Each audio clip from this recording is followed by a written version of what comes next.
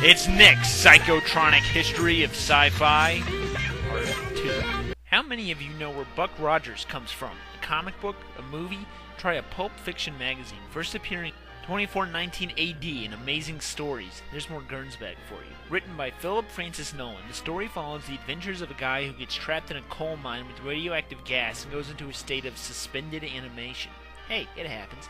Anyway, he wakes up in the future, I'll let you guess when, and goes on an adventure there. Not the most original, but hey, reading John Carter and Tarzan gets old fast. Buck would go on to fame and fortune, eventually getting a deal with the newspapers and becoming a comic strip character, which in turn inspired not actual films, but film serials. These were long, drawn-out films cut into 15 segments that would play before an actual movie. This was back in the day when you could get a double feature, a serial, and a cartoon for about 25 cents. You might say things have changed, I don't know. While these serials were cool, if you weren't constantly going to the movies, you might not know what happened in the previous installment, and you might get an opening like this.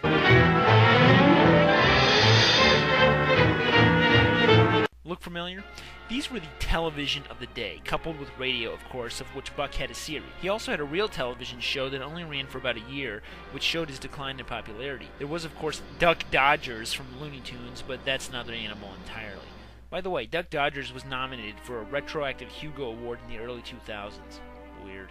Anyway, you can see how far Buck's influence has spread even into modern times. Buck's gone for now, but don't worry. We'll be back in a flash.